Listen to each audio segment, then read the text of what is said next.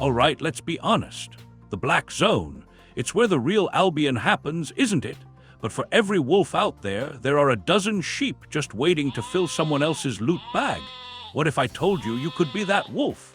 Not just surviving, but thriving, turning those gank squads into your personal silver fountains. Today, we're unsheathing the Dagger Pair, your ticket to becoming a solo PvP nightmare in 2025.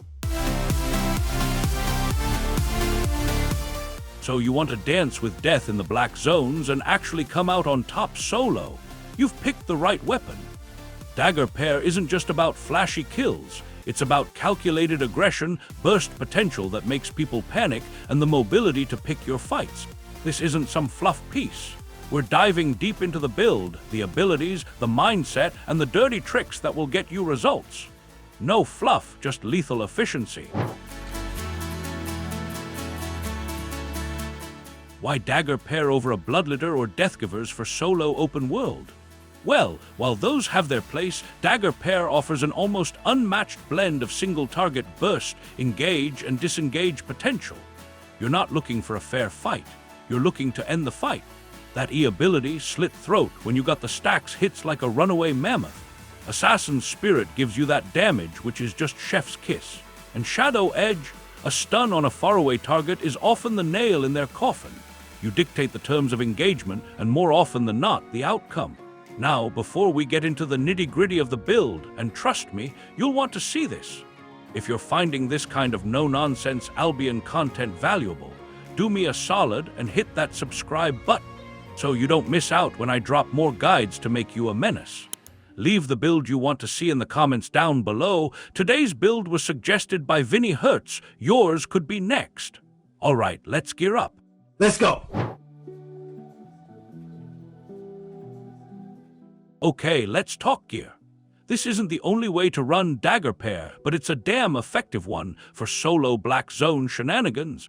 Weapon, Dagger Pair, tier 5.1 or higher recommended for Black Zone, but adapt to your budget.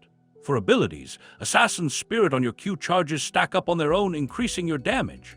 Shadow Edge on W gives you the mobility and control you need to slit their throats, no pun intended. And the star Slit Throat for your Ethis is where your big damage comes from after stacking those QS. Helmet, Fiend Cowl. Fiend Cowl. That purges your enemy's worst nightmare, takes the ability to run away from them, much like Helmet of Valor, but only offensively. Just remember to save it for their boot ability. Chest, Assassin Jacket.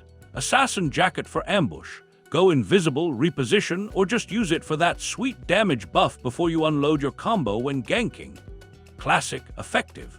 Cleric Robe with that everlasting spirit and the damage buff of cloth robes can be useful too, but we are focusing ganking in the Black Zone, ideally from Invis.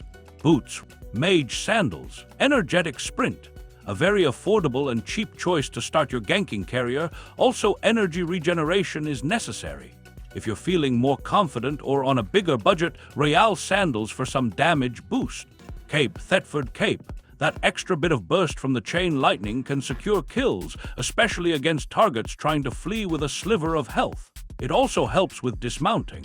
Fort Sterling Cape is a defensive alternative if you find yourself getting CC'd a lot. Food and potions. Food. Roasted Puremist Snapper for the lifesteal and max health boost. Beef stew if you want pure damage and you are also on a budget.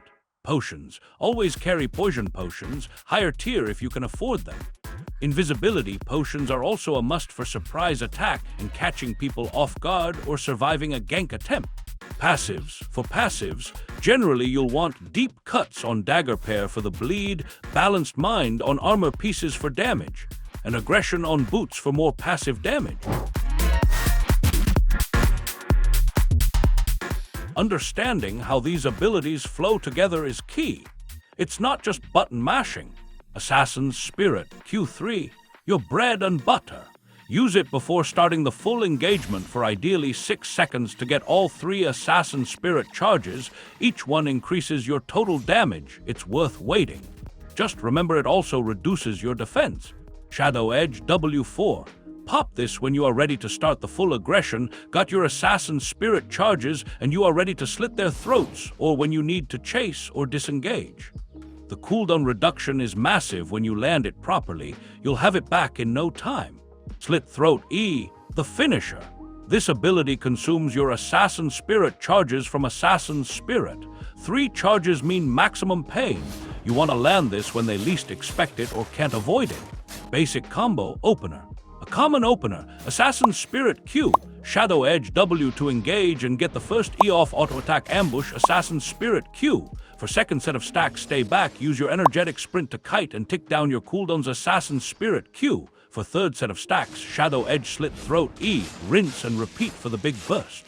Weave in auto attacks whenever your cape is off its short cooldown. Using Purge and Ambush. Fiend Cowl's Purge is a unique ability in all Albion Online. It lets you stop them from running away using those pesky miner boots to run half the map in 5 seconds. It renders their escape option rather useless. Assassin Jacket's Ambush can be used to set up your engagement. Pop Ambush, wait for the damage buff, then unleash your combo. Or use it to disengage and reset. Thetford Cape, this procs automatically on auto attacks, adding a delicious damage boost to the whole build, which is great for dismounting. The Black Zone is a dangerous place. You're not just fighting your target, you're fighting everyone else who might show up. First rule of the Black Zone, don't get caught. Second rule of the Black Zone, information is king. Constantly scan your screen for nameplates. Check the map for red circles, treasures, power cores indicating large groups. Don't be afraid to run. A 5.1 Dagger Pair has no chance when facing a 10-man gank squad. Choosing your targets. Look for solos or small, disorganized groups. Gatherers, people doing open-world mobs, or players moving between objectives are prime. Avoid fighting near static dungeons or too close to territory towers unless you know you have the advantage, but you don't. The approach, use terrain to your advantage. Come from unexpected angles. If they're mounted, your goal is to dismount them quickly. A well-timed engage as they pass a mob camp can help. Sometimes, just running them down with Mage Sandals, Poison, and Shadow Edge is enough. Dismounting, Thetford Cape proc, auto attacks, and your E can all help dismount. If they have a fast mount, you might need to predict their path or use an invis pot to get close. Survival, know your escape routes. Have your W and Assassin Jacket ready. If things go south, don't hesitate to use Ambush to reposition or just leg it with Mage Sandals Energetic Sprint or Refreshing Sprint if you are choosing a leather boot. Remember, living to fight another day is better than a repair bill. Oh wait, I meant another death screen. So, you've engaged, now what? Don't just tunnel vision on your combo. Pay attention to what they're doing. Cooldown management, this is huge. Shadow Edge helps, but you still need to be mindful. If you blow your W and they survive, can you kite until it's back up? Can you use your ambush and mobility to stay alive? Reading your opponent. Are they using defensives? Hunter Hood, Cleric Robe, try to bait these out. Fiend Cowl ability purges these buffs as well. If they pop a big defensive mercenary jacket, consider using ambush to wait it out or reposition. They want to heal, but they can't, it's over for them. Kiting and repositioning. Dagger Pair is mobile, use it. Don't just stand there and trade blows if you don't have to. Use Shadow Edge to dash through them, forcing them to turn. Use the movement speed from Energetic Spirit to create distance if needed. The execute, once they're low HP, that Slit Throat becomes a death sentence if it lands. Prioritize it. Follow up with auto attacks to finish them. Chain Lightning and Bleed come in big time here. Don't get greedy too early, but don't hesitate when the opportunity is there. Dealing with gankers. If a third party arrives, your priorities shift. Can you finish your current target quickly, or do you need to disengage immediately?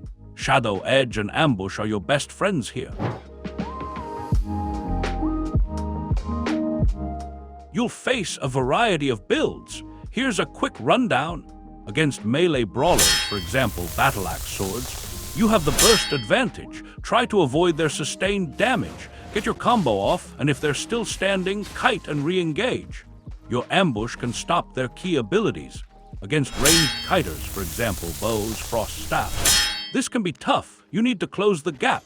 Mage Sandals and Shadow Edge are crucial. If they have a lot of CC, keep your distance, kite, and wait out your cooldowns. Ambush can help you get away from them after using Shadow Edge. Against healers, for example, Nature Staffs. Do not engage, it feels like they heal 1,000 times your damage. Just go next. It's not worth it, and usually they are with big groups buying time for their party to get there. Against other burst assassins, for example, Deathgivers, it's a race. Whoever gets their combo off first and more effectively usually wins. Fiend Cowl to purge their assassin spirit or assassin jacket to dodge their big card can be game-changing. Newer meta considerations. With crystal weapons and primal items shaking things up, always inspect your target if you have a chance. Some new abilities might surprise you. The core Dagger Pair strategy remains effective, but awareness is key. I don't have much experience fighting them. If you do, share it with me and leave a comment down below. A few extra nuggets to elevate your game. Mind games. Sometimes, just appearing aggressively can make people panic and get into combat accidentally. Using mobs. Dragging your fight into mobs can sometimes provide an unexpected stun or damage to your opponent, or even keep them from mounting up. Predictive defensives. See a big wind-up animation, pop that mage sandals or assassin jacket before it hits, not after.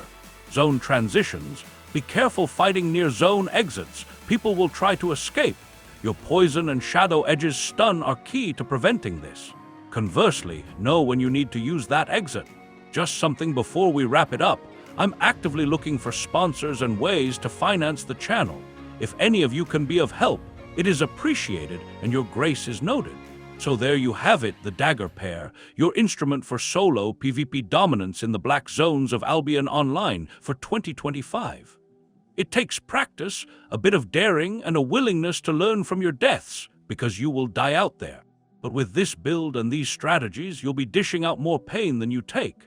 Go out there, be patient, pick your fights, and make them regret ever crossing your path. Thanks for watching. Don't forget to like, subscribe, and let me know in the comments what build you want to see dissected next. Now get out there and stay safe. Or don't, it's your choice.